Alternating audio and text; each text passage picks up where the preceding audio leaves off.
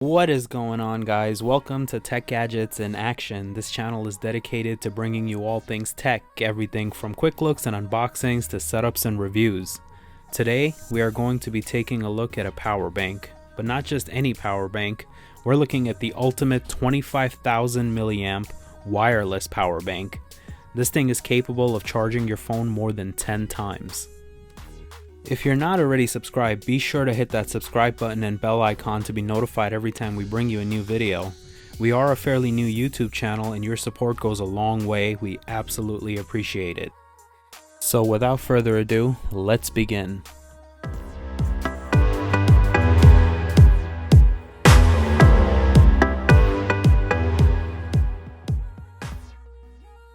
Alright guys, so looking at the box, it tells us it can be used with our iPad, GPS, smartphone, iPod, portable gaming console, and basically anything that can charge or work off of a USB power source. Opening up the box, here we have it, the massive power bank, wrapped in its cover. It weighs in at around 3/4 of a pound, and underneath it is a user manual.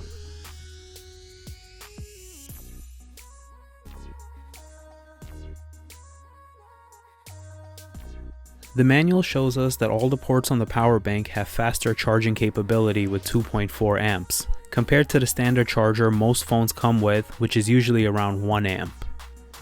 The only exception being is the wireless charging, which I will get to in just a moment.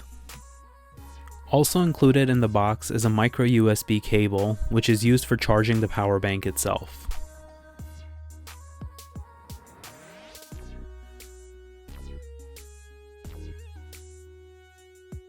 Let's go ahead and remove the protective sleeve. The surface you see here is used for wireless charging. Looking at the side, we have a USB-C port which can be used to charge the power bank, although a USB-C cable is not included.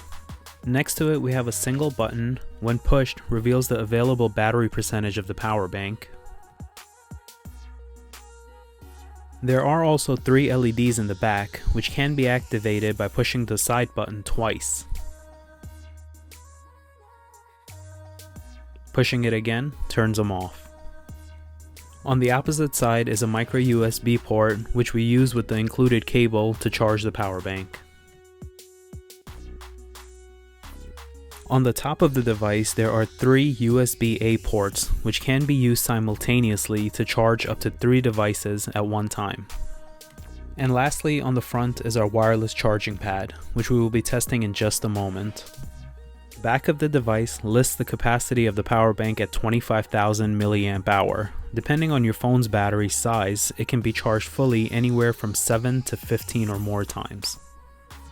So let's go ahead and put the wireless charging capabilities to the test. Here we have the iPhone XR, which supports Qi wireless charging. Now I am going to be using this with a case just to see if it will work. We simply need to place the phone over the wireless charging pad and press the button on the side once. As soon as the power bank turns on, we can move the iPhone into position and immediately we can see the iPhone has begun charging. Charging the phone wirelessly is convenient as it eliminates the need to carry a charging cable, but holding both the iPhone and the power bank together does feel a little heavy. So if you're carrying your phone around, you might want to consider placing the power bank in your pocket and using a traditional cable.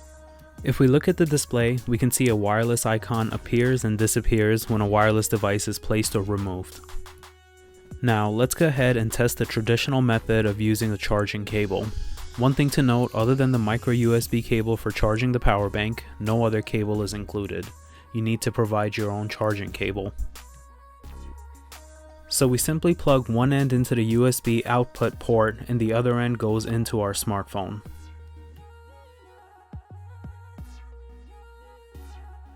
And as soon as it's plugged in, we can see the phone starts to charge immediately. There is no need to push any of the buttons on the power bank.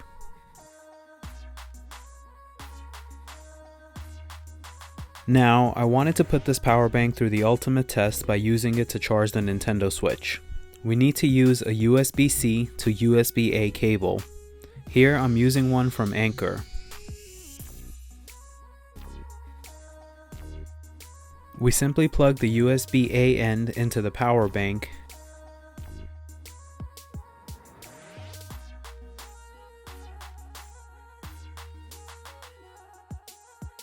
and the USB-C end gets plugged into the Nintendo Switch.